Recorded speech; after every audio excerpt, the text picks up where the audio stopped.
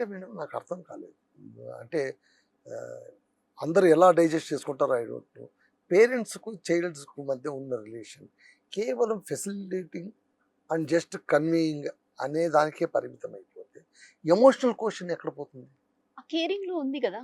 C హ్మ్. Caring అనేప్పుడు వచ్చి అంటే అన్నం తిన్నావా, లేదా నువ్వేం చేసావు ఈ రోజంతా, ఇవి కాదు. Caring is something like a bond that you create with your kid. అంటే ఎలా ఉండాలంటే, పాప నాకు తెలుసు నువ్వేం చేసినా నేనున్నాను. ఆ ఆ బాండింగ్ రావాలి. నువ్వేం చేస్తున్నా నా చెయ్యి నీ మీద ఉంది. అంటే అమ్మ అంటాం కదా. ఇప్పుడు మనము ఫెయిత్ అండ్ హోప్ తో మనము అవును. అమ్మ చేసిన వంట ఏ మనిషికి నచ్చని వాళ్ళు ఉండరు. అవును. అంత ఇష్టం కదా. అమ్మ ఒడి అంటాం కదా. అవును. So this is what is caring. This is what I'm telling. అంటే ఇది కావాలి. Not about eating, not about desires, needs, wants అవి కాదు. వాళ్ళు దానికోసం కాదు మీ దగ్గర ఉన్నది.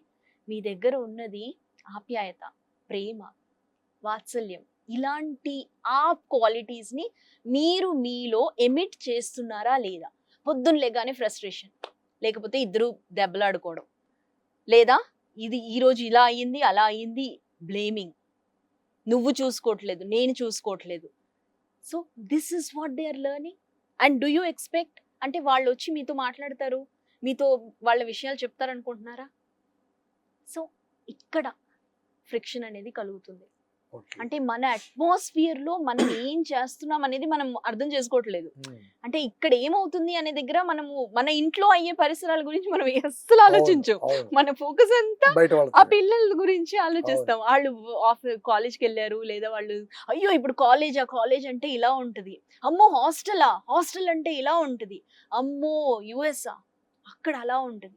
సో బేసిక్ గా మీరు ఎలా ఆలోచిస్తున్నారు చూడండి. So how can a child feel safe with you? మీ దగ్గర సేఫ్ గా ఎలా ఉంటది? అబ్బా ఇక్కడ నుంచి వెళ్ళిపోతే చాలు అనిపిస్తుంది.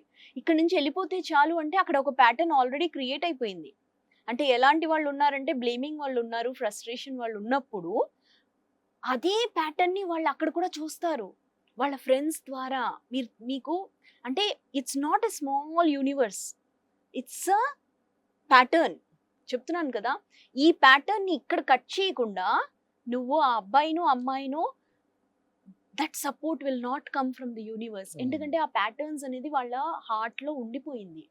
దాన్ని మనము కట్ చేయాలి కట్ అంటే చేయాలి. ముందు దీన్ని ఒక సొల్యూషన్ కింద మార్చాలి. అంటే మన ఇంటిని మనం బృందావనం కింద మార్చాల్సిందే. అది మన చేతిలో ఉంది. హ్మ్. మేడం ఇప్పుడు ఓకే. ఇది బాగుంది. కాకపోతే నేను అంటే ఒక చోట మనకు డైరెక్టర్ త్రివిక్రమ్ గారు ఒక మాట అన్నారు. హ్మ్. ఆయన ఏమన్నారంటే నాన్న చిన్నప్పుడు హీరోలా ఉంటాడు. ఒకానొక స్టేజ్ వచ్చిన తర్వాత 10 మంది దగ్గర నా గురించి మాట్లాడుతున్నప్పుడు చూసావా నా కోసం పోరాడతాడని. కానీ పక్కింటి వాళ్ళ డ్యాడీ వానికి ఏదో కొనిపించి నాకు కొనిపించకపోతే డ్యాడీ దగ్గర డబ్బులు ఉన్నట్లు లేదు అనిపిస్తుంది. ఇంకా కొద్ది దూరం పోయాక అసలు నాన్న అసమర్థుడు, ఏం చేత కాదు, ఊరికే అనవసరంగా హీరో అనుకున్నాను అనిపిస్తుంది.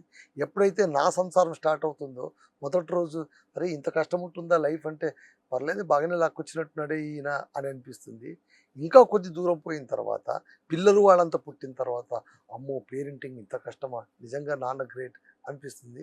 ఆలోగా నాన్న ఉండడు. అబ్సల్యూట్లీ.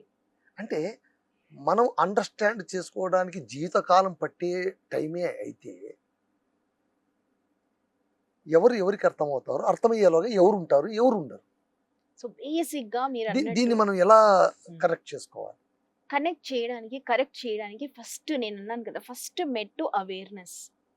నేను బాగుపడాలి అనే ఒక ధ్యాస మనలో రావాల్సిందే. ఏ స్టేజ్‌లో ఉన్నా మీరన్నట్టు ఇప్పుడు ఈ లైఫ్ సైకిల్‌లో మీరు ఏ స్టేజ్‌లో ఉన్నా కూడా ఓన్లీ వన్ థింగ్, నేను ఇలా ఉండడం నాకిష్టం లేదు. అంటే పెయిన్‌కి ఒక అద్దుంటుంది అంటున్నాను కదా.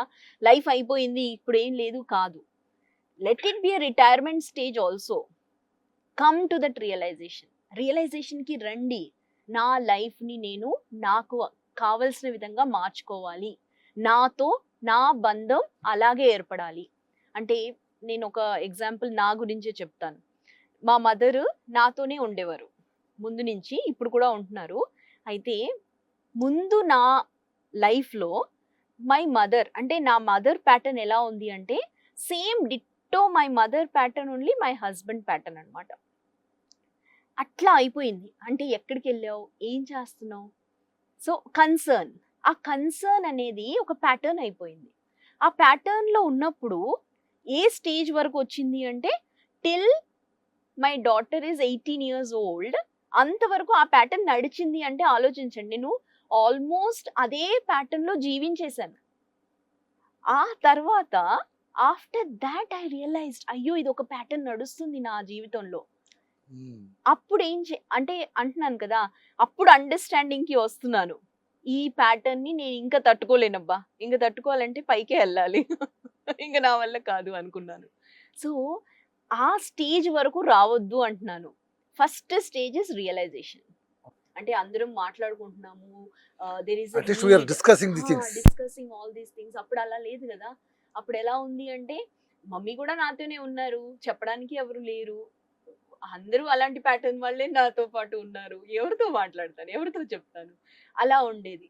So now you realise like now we at least have that media where we are able to discuss all these things. అప్పట్లో అలా కూడా లేదు.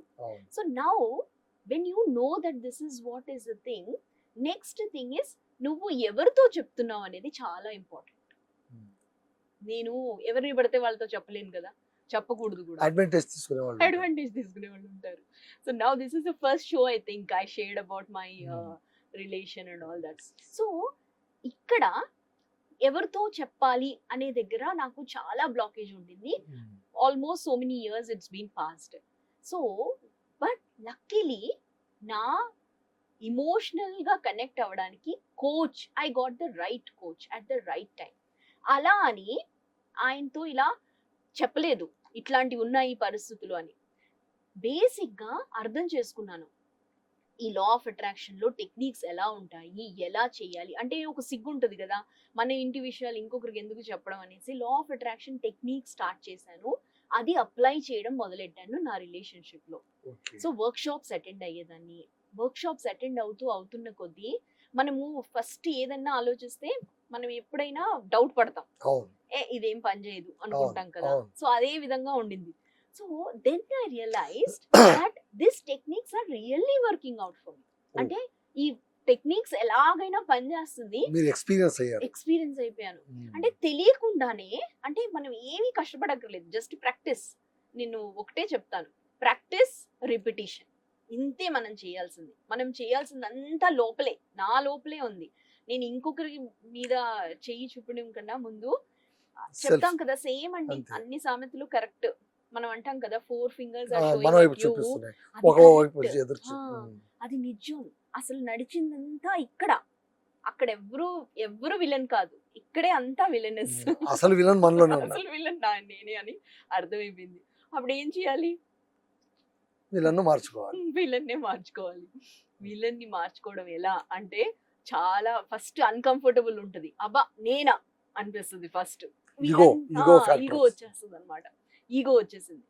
Then I realise that yes, change కి టైం అయిపోయింది. ఇలాగే ఉంటే body will not listen to me. Body mind అస్సలు పని చేయదు. ఎక్కడన్నా వెళ్ళి జాబ్ చేయాలన్నా మన mind it will not give you support, health will not support. Then I realised let me release this energy. So I did energy work చేస్తూ అక్కడ passion అనేది అర్థమైంది.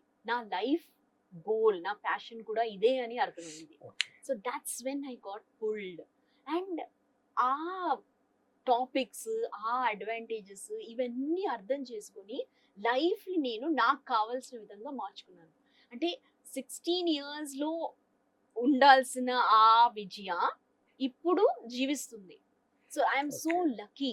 లేట్ దాన్ నెవర్ అన్నట్టు ఆ ప్యాటర్న్ ని నేను కట్ చేసి ఇప్పుడు మా మమ్మీతో అంటే హక్ చేయకుండా, అమ్మ ఒడిలో పడుకోకుండా నాకు బాగా అనిపించింది అనమాట. అంతగా క్లోజ్ అయిపోయాను. So I got in to that I understand now what is the meaning of love. అక్కడ మా మమ్మీ కేరింగ్ చేసేది, అది కనిపించేది కాదు. ఇప్పుడు ఆ కేరింగ్ కి విలువ అనేది నాకు తెలుసు.